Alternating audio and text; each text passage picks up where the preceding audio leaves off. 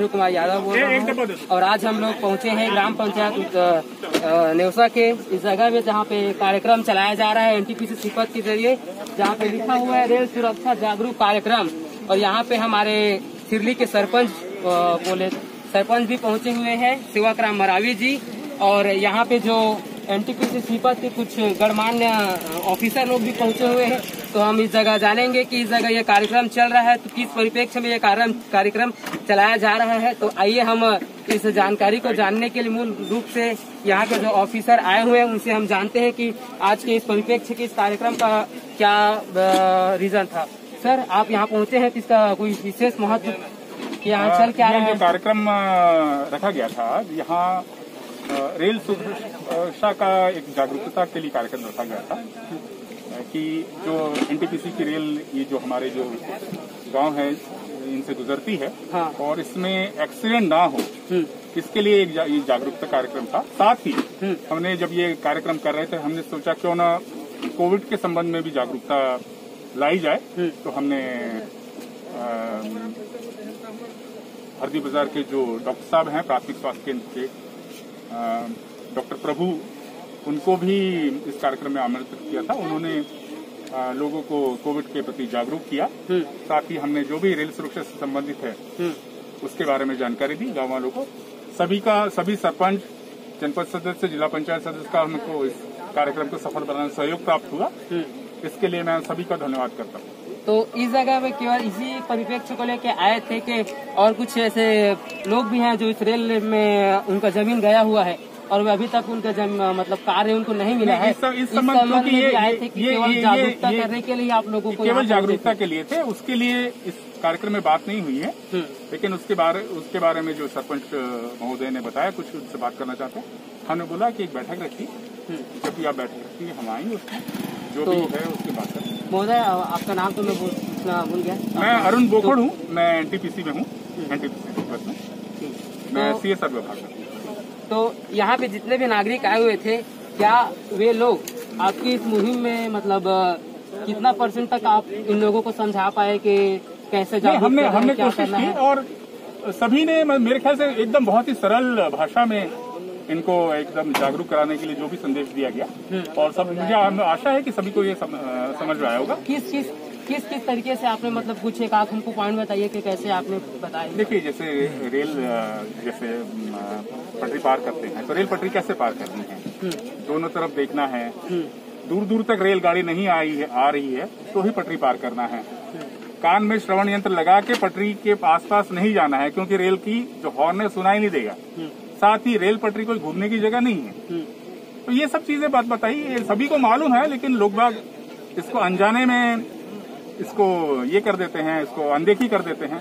तो वो सब चीजें एक बार जो सबको मालूम है एक बार फिर से हमने बताई कि इसका ध्यान रखिए, क्योंकि रेल अगर ब्रेक भी मारती है तो उसको रुकने में बहुत समय लगता है। तो वो चीज हो सकता है इनको मालूम नहीं, वो हो सकता है सोचते हो कि रेल में ब्रेक मारो तो रेल, ऐसा नहीं होता है।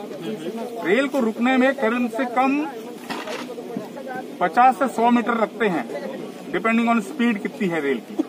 तो वो चीज है, अगर अचानक कोई रेल पटरी पे आ जाता है और ड्राइवर ब्रेक भी मारता है तो भी एक्सीडेंट हो सकता है। तो वो वही सब चीजों की जानकारी थी जो लोगों को मालूम है, हमने एक बार और बताया।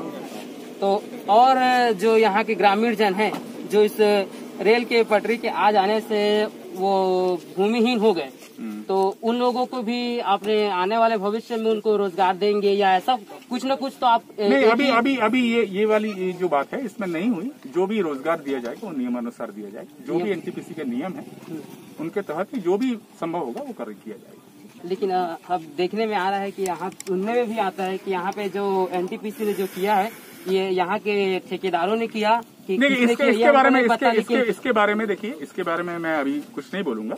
जो भी कार्यवाही हो रही है नियमानुसार, जो भी आगे इसके लिए होगा तो नियमानुसार कार्यवाही की जाएगी। तो देख सकते हैं इस प्रकार हमारे सर जी हैं, उन्होंने बताया कि यहाँ पे रेल जागरूकता कार्यक्रम चलाया और यहाँ के नागरिकों को ये शिक्षित किया कि रेल से जब पटरी से जब रेल गुजर रही है तो हमको पटरी क्रॉस नहीं करना है। इन सब चीजों के बारे में और अन्य प्रकार की जानकारी है वो सर जी ने यहाँ पे के जो नागरिक हैं उन लोगों को दिया है।